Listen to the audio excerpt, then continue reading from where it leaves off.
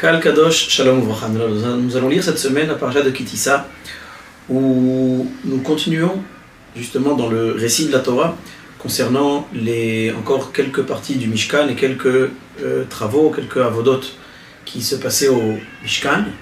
Et nous allons justement traiter du problème de Chet HaEgel, de la faute du Vaudor, dans la suite de la paracha. Et d'une manière très particulière, au milieu de la paracha, on relate à nouveau la mitzvah du Shabbat, où on va nous dire que nous devons justement garder le Shabbat, préserver le Shabbat. Ach et Shabbatotai tishmoru ki ot I beni ubenechem ledorotechem. Vous allez devoir préserver le Shabbat. Quand on va traduire ici le fait de l'ishmor, habituellement on a l'habitude de dire que c'est le fait de respecter le Shabbat, mais on va voir ici que le terme l'ishmor, si c'était écrit, vous devez faire le Shabbat, vous devez respecter le Shabbat, alors on aurait pu dire faire asou ben Israël, et ta Shabbat, vekimu et ta Shabbat, le fait de faire, le fait d'accomplir. Et là, la Torah, Kadosh Baruch Hu nous dit qu'il y a cette notion de l'ishmor, de shmira. Les Chachamim posent la question, comment un être humain peut garder le Shabbat? Quand on parle de garder, alors automatiquement on va parler on dit qui est plus grand, celui qui garde ou celui qui est gardé. En général, c'est une personne qui est plus élevée qui va garder une autre personne, ou un enfant, ou une chose qui est moins élevée. Ça veut dire qu'ici, a priori, on vient nous dire ici que le Shabbat va être gardé, entre guillemets, par les Bnei Israël. Pourquoi utiliser ce terme garder? Et la réponse est la suivante. On nous dit justement qu'Akadosh Baruch Hu, le jour du Shabbat, nous envoie cette Neshama Yetera, nous envoie ce surplus de spiritualité, cette âme, on va dire supplémentaire, qui vient justement nous animer et qui vient faire en sorte que la personne est beaucoup plus élevée, spécifiquement le jour du Shabbat. Ça veut dire que nous avons un lien particulier qui se fait le Shabbat, et c'est la raison pour laquelle on nous dit que qu'est-ce que l'on doit garder?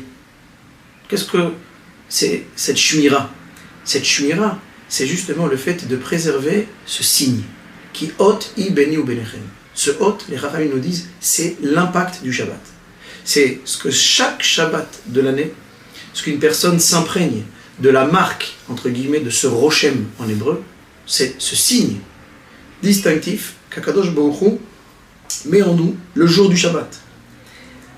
Quand Akadosh Baruch Hu nous demande d'accomplir le Shabbat et de respecter le Shabbat, c'est une chose. Mais on a quelque chose encore plus particulier.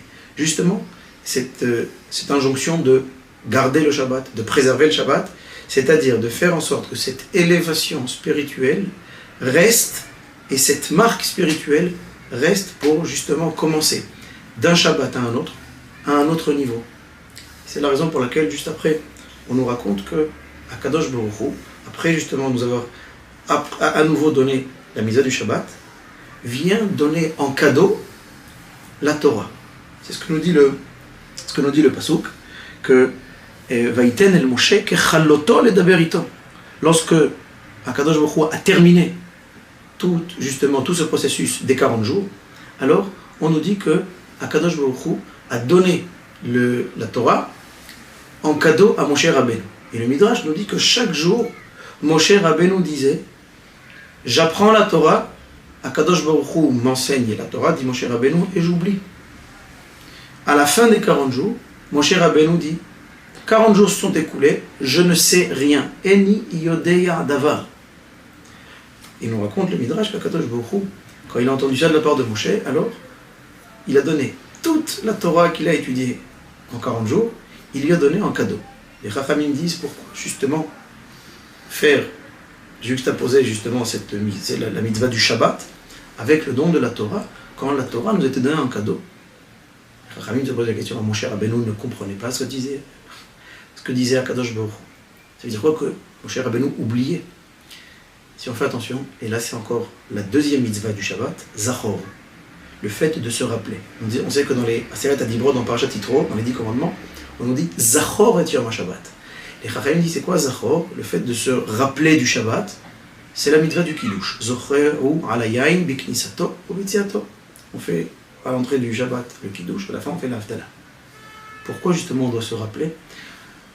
Pendant tout le processus, toute la semaine, qui représente un petit peu, qui est parallèle à tout le processus du fait de recevoir la Torah, alors l'homme oublie.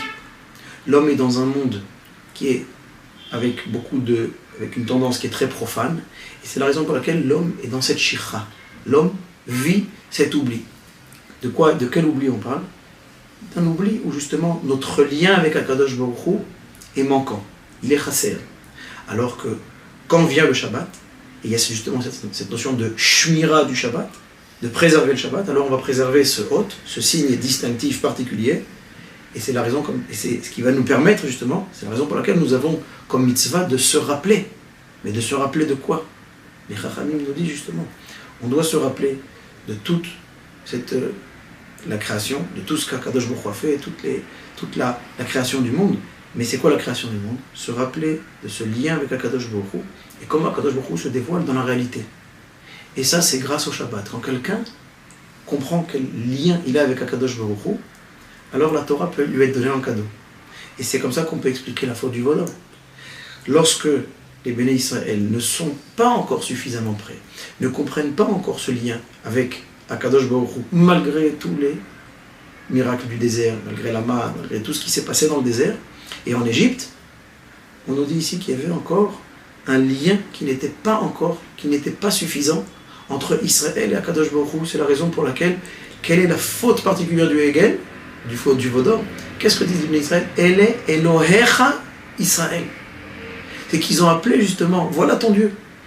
Ils ont un petit peu confondu entre Akadosh Baruch Hu, entre Chas V'Shalom, ce Vaudor. Pourquoi?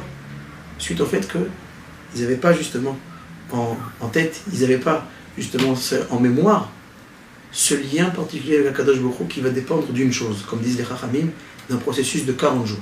Le processus de 40 jours qu'a vécu Moshe Rabbeinu, c'est exactement le processus que lorsqu'au moment de la conception d'un enfant, alors on sait que pendant les premiers 40 jours, c'est ce qui va définir si l'enfant va être un garçon ou une fille. Les Chachamim disent quelqu'un qui prie après cette période, pour avoir une fille ou pour avoir un garçon, on appelle ça une tfila vaine, une tfila en vain, tfila tchav.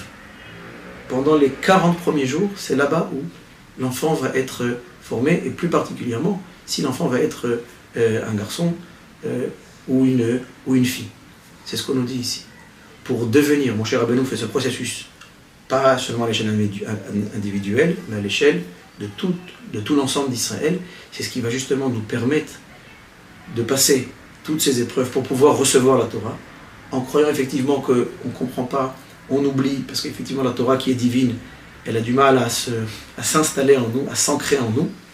Mais quand une personne justement fait ce travail, quand une personne fait ses efforts, si c'est d'études, si c'est le fait de corriger ses défauts, le fait de corriger ses vertus, ce qu'on appelle tikkun amidot, alors la personne petit à petit, elle pense qu'elle oublie, mais petit à petit elle arrive à ce Shabbat où elle va se rappeler de son lien avec Akadosh Baruch Hu, et elle va pouvoir recevoir la Torah. Et c'est la raison pour laquelle les Chachamim nous disent la Torah nous a été donnée Shabbat.